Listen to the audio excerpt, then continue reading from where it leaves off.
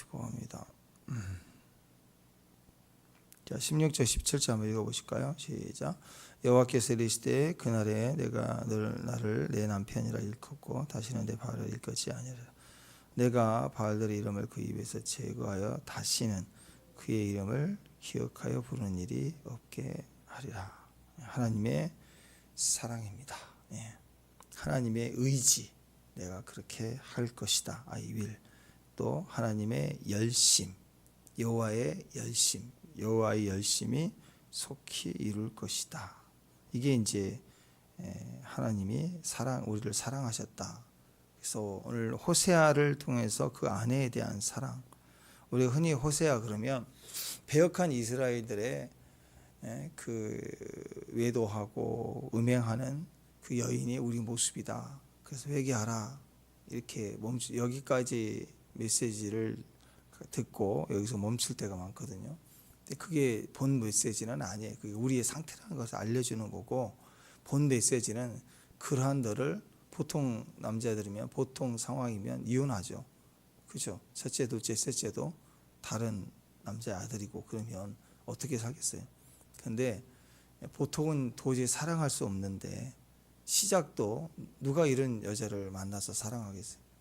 근데 하나님이 의도적으로 골짜기에 백합을 심은 것처럼 의도적으로 가서 취하라 그랬거든요. 시작도 안 되는, 말도 안 되는 사랑을 시작하셨지만 그 끝까지 그 사랑을 포기하지 않는다. 끝까지 그 사랑을 완성해 나갈 거다. 그래서 어느 정도냐, 바알을 부르는 일이 없을 만큼, 기억조차 하지 않을 만큼 완전한, 그것은 로봇처럼 뇌의 어떤 기억을 싹 수술해서 빼버리시는 그런 게 아니라 그냥 그대로 두고 상황과 중심으로 그를 사랑하여서 그를 품어서 그래서 그 고멜의 입과 마음과 기억 중심 전체에 오직 하나님이시다, 남편이다, 이 모든 게 남편이다, 이것을 부르게 할 것이다. 이게 의지죠. 끝까지 가는 사랑.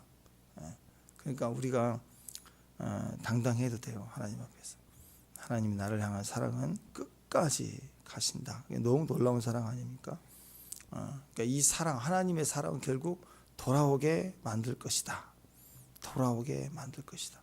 그 시작이 어딘 줄 아세요? 끝은 반드시 아무리 폐역하고 아무리 망가지고 무너지고 그래도 그 생명을 끝까지 생명 싹이를 쌓아서 숨만 갔다가 죽어가고 있을지라도 혹시 죽어도 살리겠고, 그런 의지로 하나님이 끝까지 가는 사랑, 끝사랑이야. 완전히 끝까지. 이건 마귀가 손대지 못하게 한다.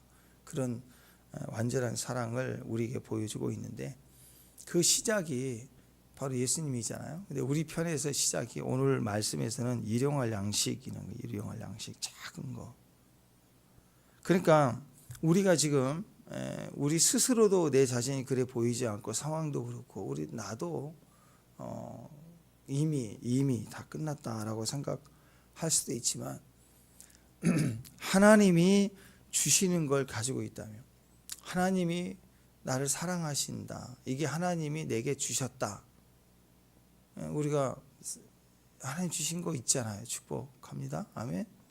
하다못해 태양빛, 아침마다 뜨는 태양빛, 태양, 자연, 우주, 공기, 바람, 누구 거예요 이거?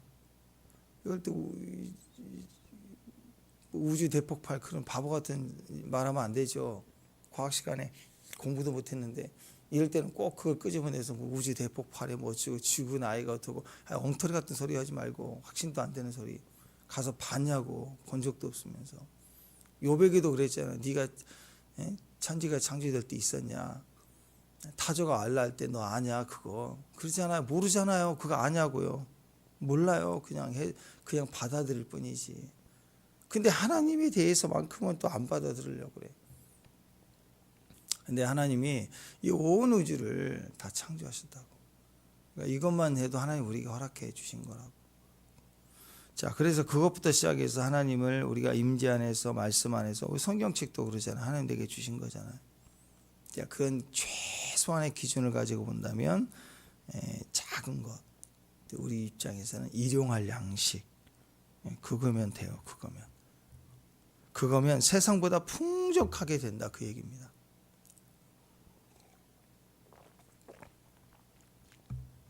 자, 다니엘과 세 친구 여러분 아시죠?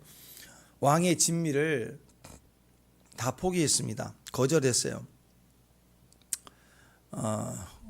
왕의 만찬에 참여하고 왕의 진미를 허락하는 것을 다 잘 먹는다고 윤택해지느냐? 그게 아니다라고 분명히 얘기하는 거예요. 그냥 소박한 음식이에요. 고기 양념 다 빼고 옆에서 한우 고기 구워 먹을 때 옆에서 샐러드만 계속 먹고 있는 거 얼마나 그거 초라해 보여요. 안 그래요? 아니 집이 다른 건 이해해요. 옆에는 한우집, 여기 야채 샐러드집. 그게 아니라 거기서 같이 먹어야 되는데 막 고기 풀고 양념 쳐서 막 지질 볶고 맨날 먹는데 거기서 야채만 먹겠다. 나는 오늘 야채만 먹겠다. 채식주의자도 아니고 그냥 심심한 야채만 먹겠다. 이게 뭐 보통 일입니까? 근데 12일 후에 어떤 일이 벌어집니까? 완전히 달라져서 얼굴이 윤택해졌대요. 빛이 난 거예요. 하나님께서 주신 양식이 일용할 양식이고 초라하고 야채뿐이고 그래도 그 결단과 의지의 중심이 있잖아요. 하나님 주신 걸 먹겠다. 이건 우상에게 드려지고 보낸 거라 먹지 않겠다.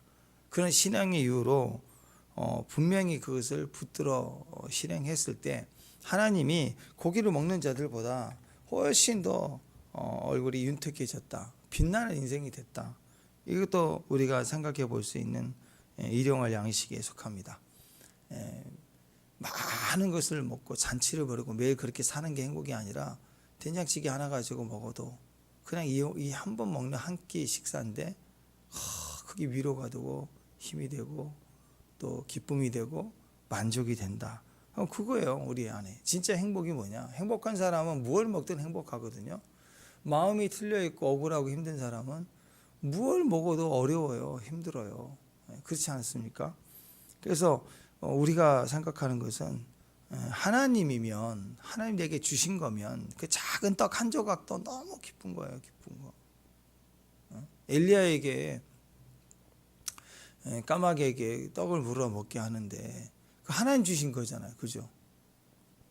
그죠? 마귀가 준 게 아니죠. 아니 까마귀가 준 게 아니잖아요. 물고 왔지만 누가 준 거예요? 하나님 준 거예요.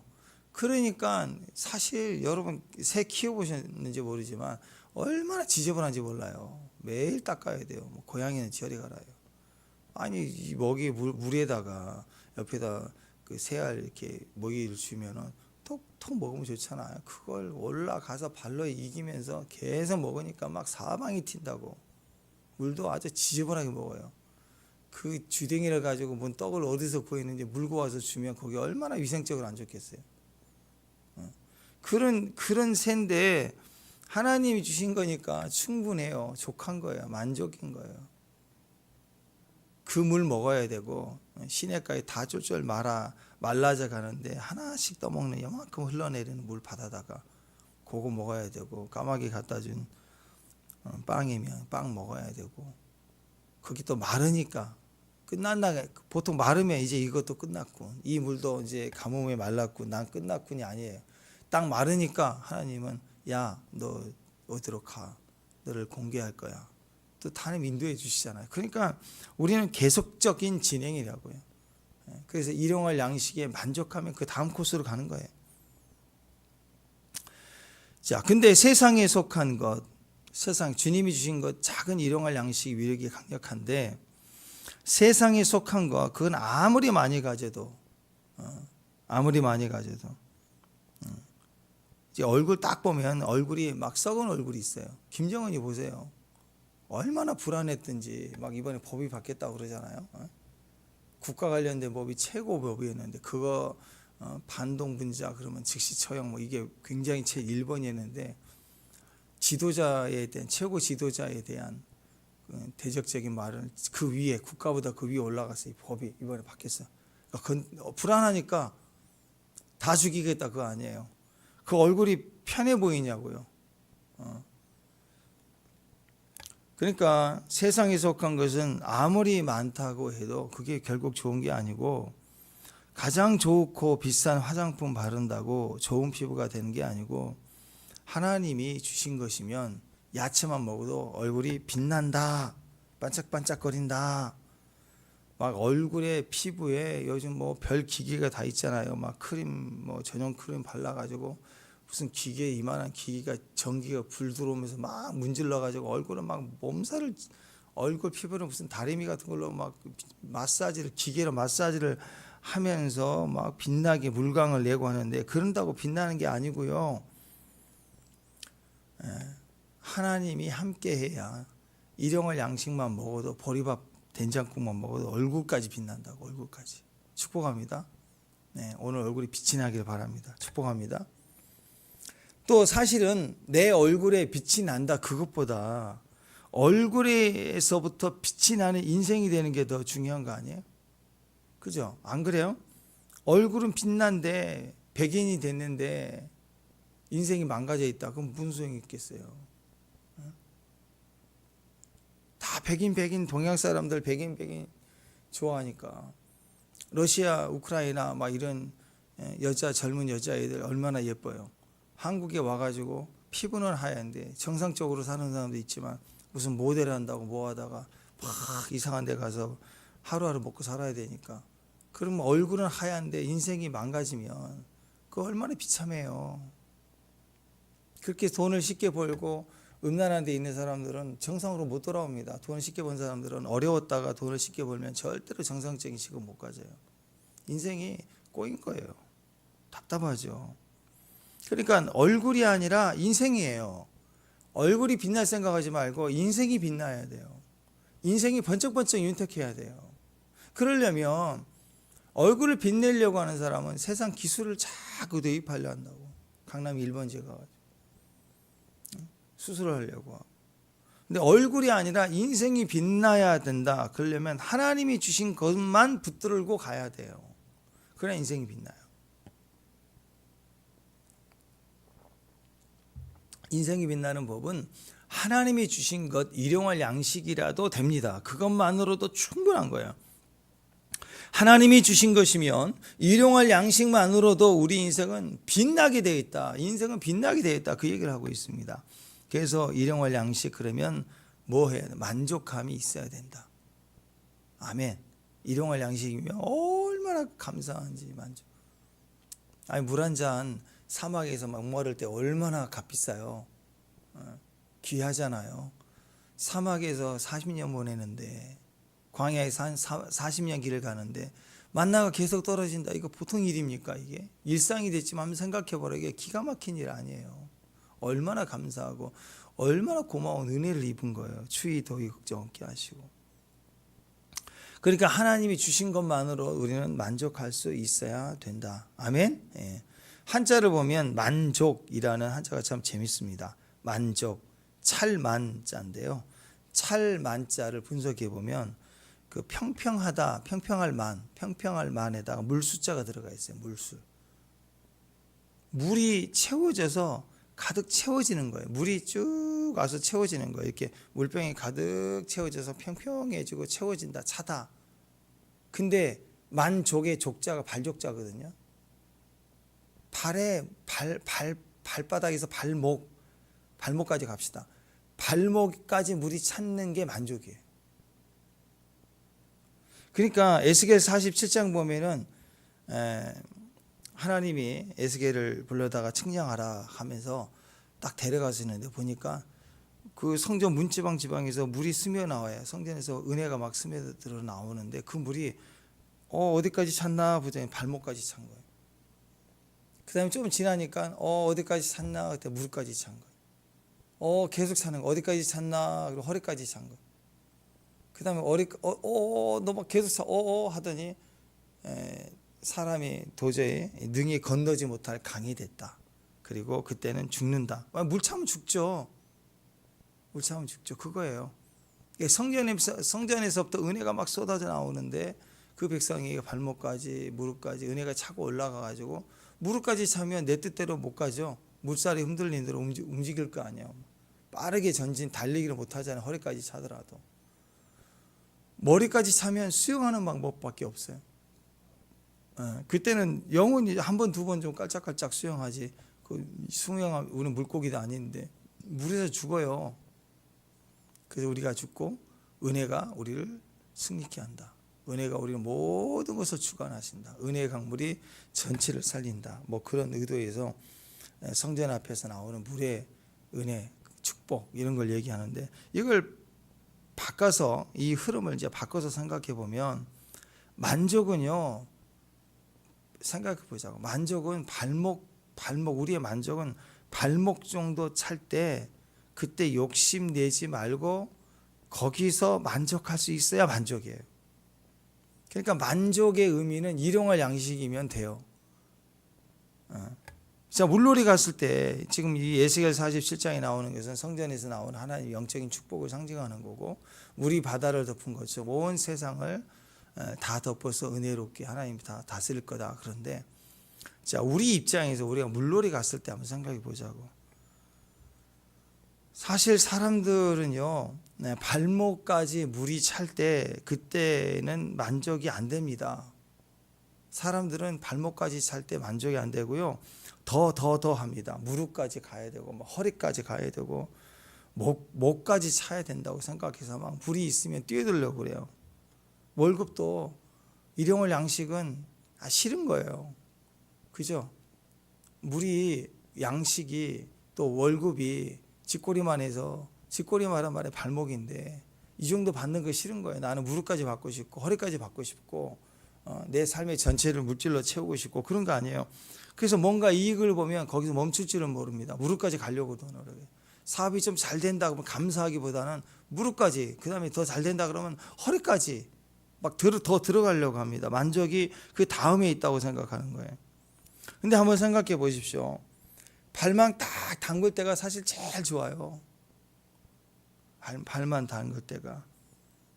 물이 더 들어와서 무릎까지 차면요, 어느 정도 조절이 되니까 듬벙 이렇게 움직일 수도 있지만, 그 정도 될 때 여러분 발목이 아니라 무릎까지 찬 물도 여름에 홍수 날 때는 위험합니다. 사람 그냥 휘슬려가 버려요.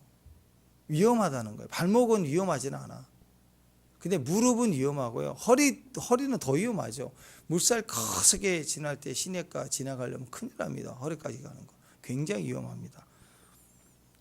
그러니까 물에 더 들어가 무릎까지 차고 그러면 당장은 좋지만 거기서 물살이 갑자기 휩쓸려 올 때는요, 무릎까지 찬 물이 사람을 죽일 수도 있어요. 끌려나가서 위험한 물이에요.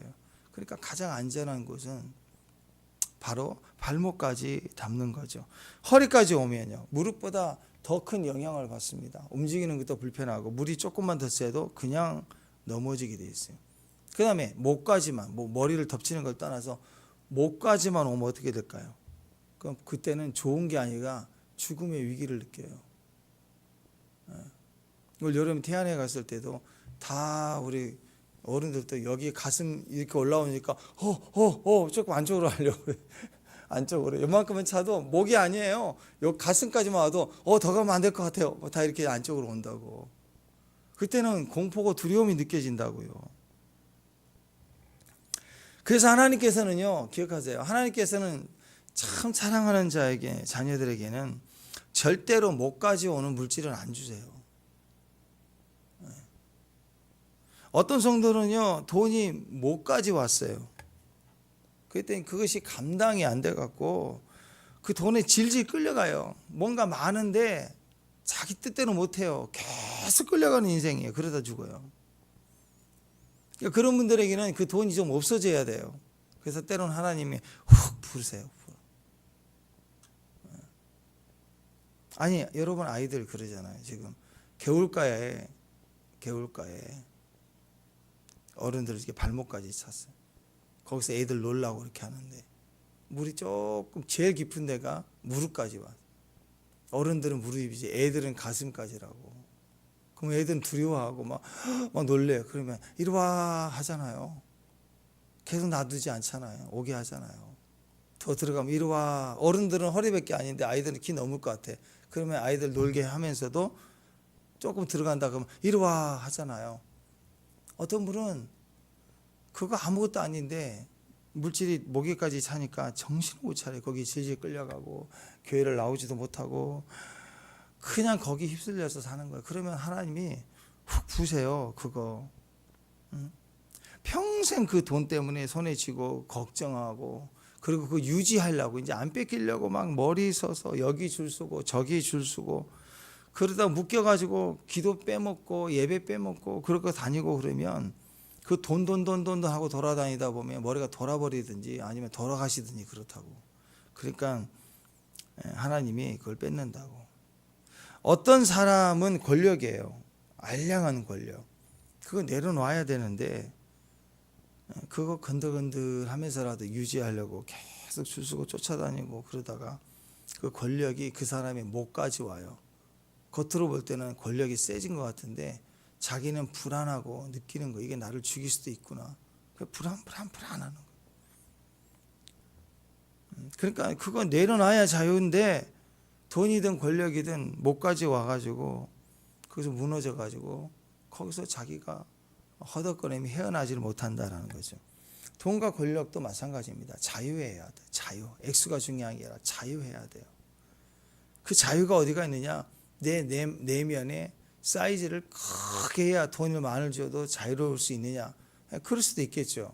그런데 여러분, 내면의 사이즈를 키운다는 게 쉬운 일이 아닙니다. 사실 세상을 키우는 게 낫지. 지구가 뭐 질량 보존이잖아요. 그 지구를 어떻게 늘려요? 지구를 늘릴 생각을 못 해요. 뭐 달을 끌어다가 막 겹쳐야 뭐 좀 늘어나겠지만 그런 방법 외에는 지구가 모양이 좀 바뀔 수도 있지만 그 전체적인 질량이 어떻게 확대가 되겠어요? 똑같아요. 우리 마음 하나 바뀌는 게 지구 바뀌는 것보다 더 어렵습니다. 마음 바꿔서 여유 가질 생각 할 수도 없어요. 세상 어떤 권력자도 권력이든 돈이든 자유한 사람이 없었어요. 근데 자유한 사람은 어떤 사람이냐면 지금부터예요. 지금 내 일용할 양식으로 만족해버리면, 그잖아요. 라면으로 배 터지게 먹고 나면 한우를 옆에서 구워줘도 안 먹고 싶잖아요. 배부르면.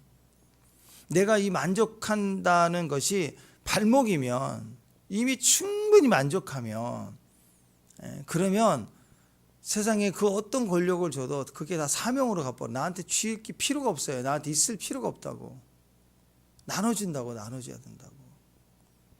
그러지 않겠어요? 지금 냉장고가 있지만 생각해 보세요. 라면 먹어서 배가 막 터질 것 같아. 배만 누르면 터질 것처럼 배부르면, 비록 라면이지만 충분히 배부르면 누가 한우를 갖다 줬어.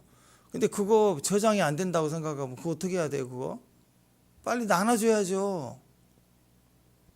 세상이 감당할 수 없는 돈과 권력을 줘도 그걸 내가 쥐고 있을 이유가 없는 거예요. 내가 만족하니까. 그래서 발목 신앙이 되면, 일용할 양식이 되면, 거기에 충분히 만족하면 무너질 이유가 없는 거예요. 이미 만족이 끝났으니까. 계속 스님이고 반복을 흘러낼 수 있는 기쁨이 되는 것입니다. 그래서 우리가 노력하지 않아도 발목까지 이렇게 채워주시는 거 은혜예요. 그 일용할 양식이에요. 그게 사람들이 볼 때는 에게게 그게 물놀이야 그럴 수 있는데 엄청난 물놀이에요. 그게. 아니 일단은 무릎으로 간다, 뭐 허리로 간다, 그러면 물 빠질 걱정해야 되니까, 수영한다 그러면 옷 갈아입으러 가야죠. 나중에 샤워해야지. 그것도 한 번, 두 번 들어갔다 나왔다 하는 거지. 그거 다 하려면 계속 힘들어요. 근데 발목만 당겼다 그러면 양발 벗고 잠깐 좁고 들어 앉아 있으면 되는 거지. 너무 쉽잖아요. 또 안전하고, 그리고 나를 위한 게 아니죠. 나를 위해서는 깊이 들어갈 수도 있지만 아이들 돌보고 주변을 돌보려면 발목이면 좋죠. 충분히 애들과 잘 놀아줄 수 있고. 그 정도가 가장 안전한 거예요. 그래서 잠언 30장에 보면은 아굴의 기도가 나옵니다. 아굴 하나님 앞에서 이렇게 기도합니다. 30장 7절 8절 제가 읽어드립니다.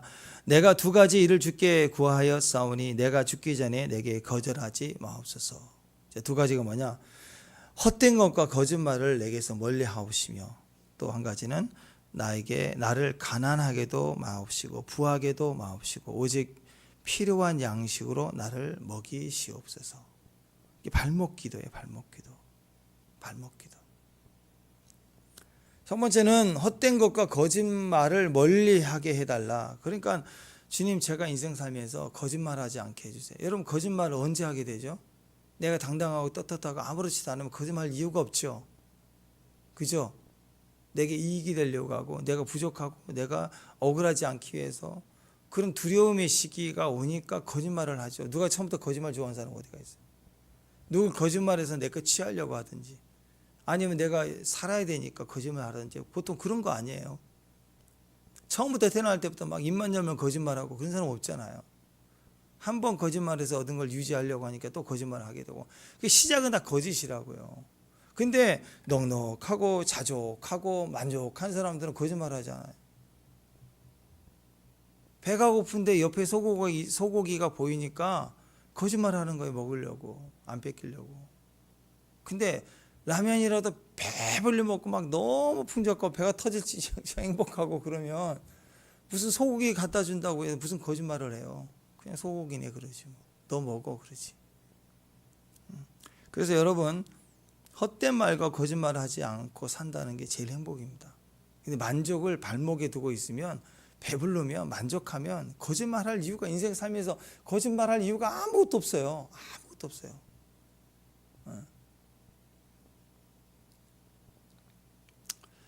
요한복음 8장 44절 보면 너희는 너희 아비 마귀에서 났으니 너희 아비의 욕심대로 너희도 행하고자 하느니라. 그는 처음부터 살인하는 자요 진리가 그 속에 없으므로 진리에 서지 못하고 거짓말할 때마다 제 것으로 말하나니 이는 그가 거짓말장이요 거짓의 아비가 되었습니다. 그랬습니다. 예수를 믿는데도 자꾸 거짓말 자꾸 하게 되면 마귀종이에요. 예수님을 믿는데 마귀종이라고. 오늘 고멜이 그랬잖아요. 남편이 준 건데 이상한 그 불륜에 빠져가지고 그 남편 것을 가지고 쓰는 종이 돼버린다고. 종이. 거짓말하면 하나님 믿는 사람이 종은 누구 종이 되냐? 하나님 종이 아니라 마귀 종이 되는 거예요. 왜? 너희 아비 마귀에서 났으니 거짓의 아비가 되었습니다. 거짓의 아비가 돼버리는 거예요.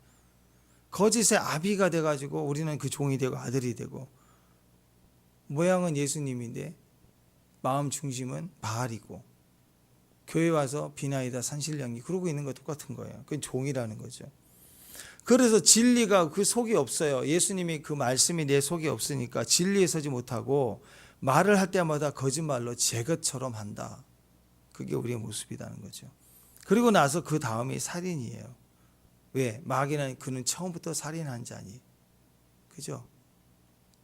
선악과 따먹자마자 뭐 한다고 그랬어요? 네가 정녕 죽으리라. 아담과 하와를 죽인 살인자예요. 또 가인, 아벨을 죽이는 살인자예요. 살인사건은 바로 마귀로부터 나온 거예요. 그러니까 거짓말은 거짓말로 끝나지 않습니다. 살인까지 가요. 거짓은 살인이에요. 그러니까 자꾸 우리가 거짓과 살인이 같이 가는데, 거짓말은 거짓말로 끝나지 않고 반드시 사람을 죽이고 그걸 취하는 자리까지 가게 된다라는 것입니다. 그러니까 여러분, 살인자를 두려워하고 우리 동네에 어떤 연쇄살인범이 왔다 그러면 긴장하자는 사람들이 싫어하고, 마찬가지예요. 거짓말을 막 입만 열면 거짓말한다. 그거 그렇게 만만히 보면 안 돼요. 지금은 거짓말이지 결국 살인까지 간다. 그런 생각을 하라는 거야. 그게 누구라? 나다. 내 입에 거짓말이 자꾸 나오면 나도 모르게 살인하게 되는 거예요. 계속. 누군데? 하나님의 자녀인데 거짓말하면 살인자 된다. 그래서 아골의 첫 번째 기도가 뭐냐? 그걸 너무나도 알기 때문에 주여 저로 거짓말하지 않게 하소서. 거짓말 없애주세요. 그런 상황 속에 거하지 않게 보여주세요. 내가 발목까지만 서게 해주세요. 무릎까지 갈 때 나는 넘어지기 시작합니다. 불안해지기 시작합니다. 나는 태생의 하나님의 자녀입니다. 나는 발목까지라도 만족합니다. 그 얘기예요. 두 번째 기도도 비슷하죠. 가난하게도 말고 부하게도 말게 해달라.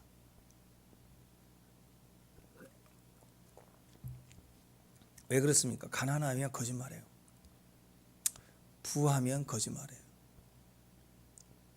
부자 되면요, 할 말이 많아지는데 그 할 말이 많아지면, 사람이 일단 말이 많아지면 자기 얘기가 들어가면서 부풀려지고 거짓말해요.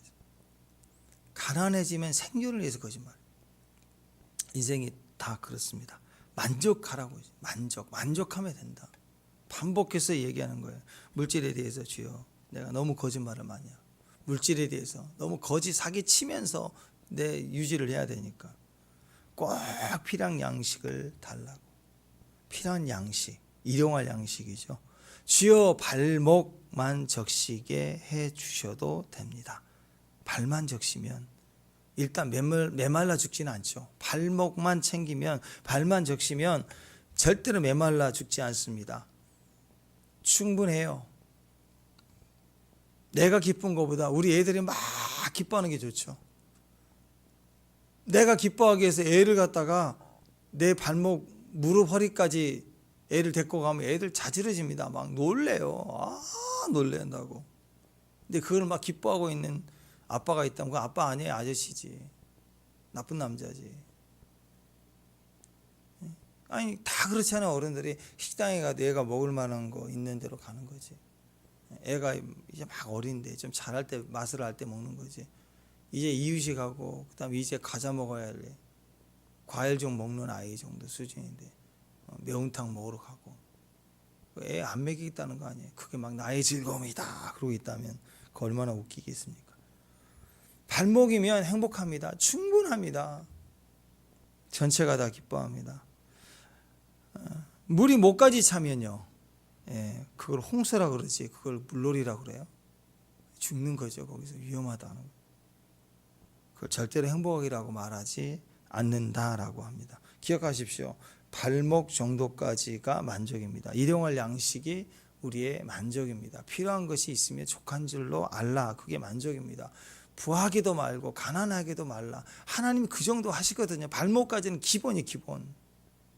그러니까 하나님만 기억하면 지금이 가장 우리에게 만족이 돼요. 진짜 인생 사는 거예요.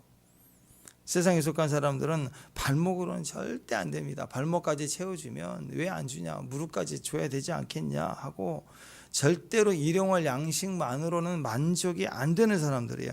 밥만 먹고 어떻게 사냐 뭐 이런 거예요. 밥 먹고 살아야죠. 밥만 먹고 어떻게 사냐고요? 뭐 집을 먹어요? 차를 먹어요? 거기다 뭘 집어넣으려고? 위인은 똑같은데 이 빵꾸나게. 발목까지 찾는데도 만족해야 되는데도 더 깊이 들어간다고요. 일용할 양식이면 은혜를 주신 건데 그것을 넘어서 더 돈을 쫓아다닌다고. 탕자가 그랬잖아요. 결국 거지가 돼서 돌아오죠. 가난해집니다. 망합니다. 도둑질하기도 하지만 도둑질 당하기도 해서 사람이 죄로 충만해지는 삶을 살다가 모든 것이 망쳐져 버려요. 그래서 주여 내가 너무 부자가 돼가지고 하나님이 없다고 하지 않기를 원합니다. 그럼 자기도 속는 거니까. 그래서 부하기도 말고 가난케도 말고, 이것이 하나님의 사람들의 기본적인 거예요. 자, 만족이 되면 이제는 주님을 위해서 주님이 하라고 하는 일을 선명하게 순종할 수가 있습니다. 복잡하지 않아요. 매여 있지 않습니다. 그래서 오늘 우리 두 가지 기도하잖아요. 거짓말하지 않게 해주세요. 진실되게 살게 해주세요. 진실되게 살게 해주세요. 그리고 필요한 양식만 주세요. 사실 우리가 오늘 이 기도해야 됩니다. 고멜에게 있어서 호세아를 남편으로 맞이하는 거 얼마나 큰 축복이에요. 누가 나를 아내로 삼겠어요. 그때 다시는 음행하지 말자. 얼마나 좋아요. 나를 끌어다가 술라미처럼 찾아와서 나를 아내 삼아주죠. 너무 감사할 일이죠. 근데 그게 만족되지 않아요? 그 정도면? 영혼 구원을 얻었다는 거 만족하잖아요. 발목까지 사는 신앙 만족입니다. 절대 메마르지 않게 하는 기본이에요. 기본. 근데 그 이상을 넘어가요. 불만족해요. 거짓말하니까 나갔다 온다고, 나가서 안 들어오고, 이상한 남자도 만나갖고 오고, 남편이 준 거 가지고 와서 히덕거리고 놀고 술 먹고 이상한 짓 하고 돌아오고, 그게 복이냐고. 절대로 무릎까지 허리까지 가는 건 절대 복이 아니다. 먼저 최고의 복을 먼저 알아야 돼요. 그것은 발목. 축복합니다. 만족. 발목까지 물이 차면 만족. 그게 만족이다. 아멘. 일용할 양식 꼭 필요한가? 꼭 필요한가? 꼭 필요한가? 일용할 양식. 그럼 최고의 복입니다. 거기에 만족하면 나머지는 어마어마하게 하나님 주셔도 우리는 만족이 안 되기 때문에 더 주시는 거예요. 그래서 그걸 막 쓰는 거예요. 이제 사명만 남는 거예요. 사명만. 오직 복된 종이 되시길 바랍니다. 축복합니다. 네, 기도하겠습니다. 하나님, 주님 주시는 것으로도 충분히 만족할 수 있는 발목신앙 되게 하옵소서. 그리고 일용할 양식 필요한 것으로 풍성해지고 항상 기뻐하고 또 항상 사명이 될 수 있는 귀한 믿음의 종들 되게 하옵소서. 예수님 이름으로 기도합니다.